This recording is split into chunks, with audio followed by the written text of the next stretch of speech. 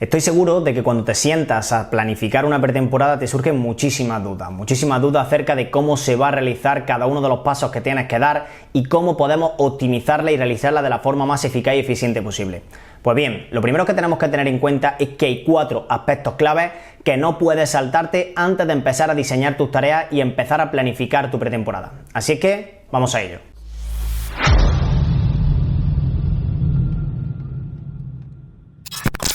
Bien, lo primero que tenemos que entender antes de empezar a planificar una pretemporada es que no todas las pretemporadas son iguales. No podemos copiar y pegar lo que realizan otros equipos, ni podemos adaptarnos a cada uno de los contextos diferentes que nos vamos a encontrar en los diferentes equipos por los que pasemos. Cada equipo tiene un análisis de contexto totalmente diferente, en el que ya hablaremos en otro vídeo, pero lo primero que tenemos que tener en cuenta y el primer aspecto clave es el periodo transitorio, es decir, cuánto tiempo llevan nuestros jugadores parados. ¿Cuánto tiempo llevan nuestros jugadores desde la última semana que entrenamos hasta la primera semana de pretemporada? O desde la última semana que competimos hasta la primera semana de pretemporada. Todo ese periodo transitorio, todos esos meses, todas esas semanas que han pasado de por medio, son semanas en las que nuestros jugadores se están desadaptando. Están de vacaciones, han bajado muchísimo y ese ratio fatiga aguda crónica puede disparar por completo el riesgo lesional de nuestros jugadores. Sabemos que esa primera semana nos encontramos con la fase de adaptación anatómica, esa primera semana de pretemporada en la que nuestros jugadores vienen de estar desadaptados, como digo, y tenemos que empezar a estimular al organismo. No podemos meter mucho volumen de entrenamiento ni mucha intensidad en esa primera semana porque dispararemos el riesgo lesional.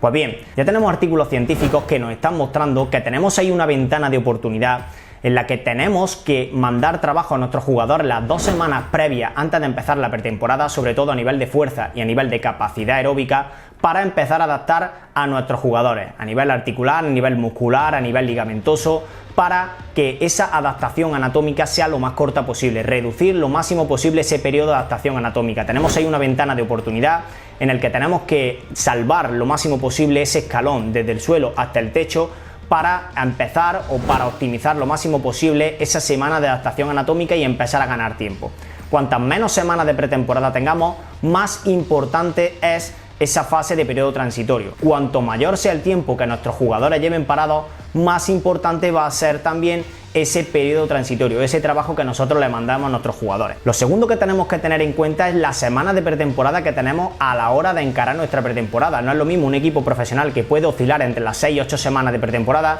que un equipo amateur que solo tiene aproximadamente 4 o 5 semanas de pretemporada, además del número de sesiones que también se ve muy reducido entre un contexto y otro. Tenemos que tener en cuenta esas semanas de pretemporada, todos los microciclos que tenemos, para empezar a realizar un diseño lo más progresivo posible dentro de nuestras cargas, teniendo en cuenta que cuanto mayor sea el periodo transitorio, mayor desadaptado vengan nuestros jugadores, más calma tenemos que tener a la hora de empezar a meter ese volumen de trabajo. Con respecto al número 2, la tercera variable y el tercer aspecto importante es el modelo de planificación que vamos a utilizar. Sabemos que tenemos varios modelos de planificación. El primero de ellos es el modelo de planificación de U invertida, en el que vamos a meter el mayor volumen de trabajo en los microciclos centrales. Es decir, si nosotros tenemos 6 semanas de pretemporada, entre los microciclos 2 y 5 es donde vamos a meter el mayor volumen de trabajo. El primer microciclo lo vamos a dejar para esa fase de adaptación anatómica, semana y media para esa adaptación anatómica. Y el último microciclo, la última semana, es la fase de tapering, esa pequeña fase de tapering de puesta a punto para que nuestros jugadores encaren la primera semana de liga en las mejores formas posibles o de la forma más óptima posible. Y a partir de ahí, en esos bloques centrales es donde se va a acumular el mayor volumen de trabajo.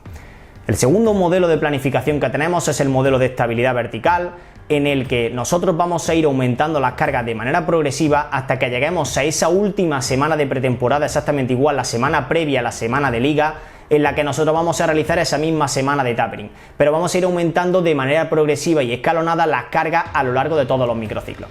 Y el cuarto aspecto, que también es importante y que es fundamental y que viene ligado a este tercero, es cómo vamos a distribuir los partidos de pretemporada a lo largo de la misma. Sabemos que tenemos entrenadores que les gusta meter los partidos más complicados al principio de la temporada, partidos complicados, llamémoslo a aquellos equipos que son de superior categoría a nosotros, al principio de la pretemporada, y hay entrenadores que sin embargo les gusta meter ese tipo de partidos al final de la pretemporada cuando el equipo ya esté más rodado. En ese aspecto nosotros tenemos que tener en cuenta que a nivel condicional es súper importante que nuestros jugadores vienen de estar desadaptados durante ese periodo transitorio, y las primeras semanas de pretemporada, sobre todo la primera semana y media, no podemos meter partidos que sean demasiado exigentes para nuestros jugadores, ya que van a disparar ese riesgo de lesión.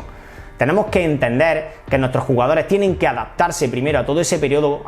periodo que llevan descansando para esa fase de adaptación anatómica y empezar a aumentar las cargas de manera progresiva y a partir de ahí empezar a meter partidos que sean los más exigentes posibles.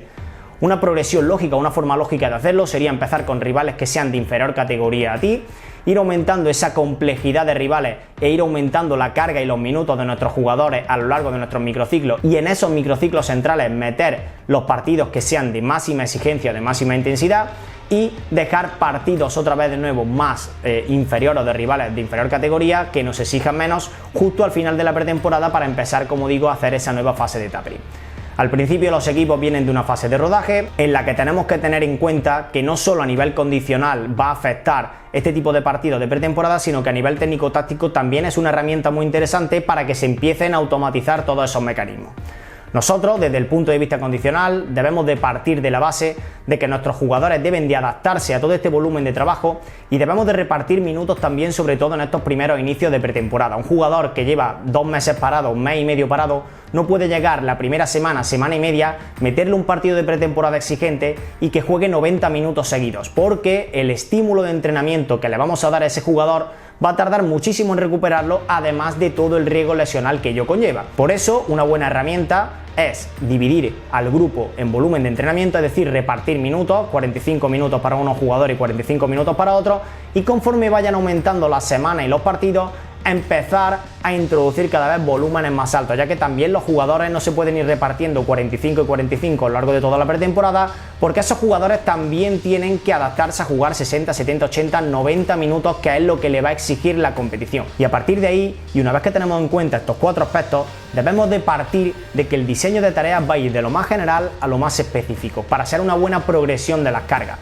De la misma forma, nuestro análisis de contexto, el número de sesiones que vamos a tener, el número de recursos humanos, el número de recursos materiales, las instalaciones de las que disponemos, la categoría, el objetivo del equipo, etcétera, etcétera, etcétera, va a modificar todo ese diseño de tareas que me va a llevar a lo largo de toda la pretemporada a llegar al objetivo que nosotros queremos conseguir, que es que nuestros jugadores lleguen en las mejores condiciones posibles a esa primera semana de liga. Esa primera semana haremos una fase de tapering donde entraremos ya en un microciclo competitivo, un microciclo base que llamamos, que entrenaremos el mismo número de días y el mismo número de sesiones que vamos a ir llevando de continuo a lo largo de todo el año.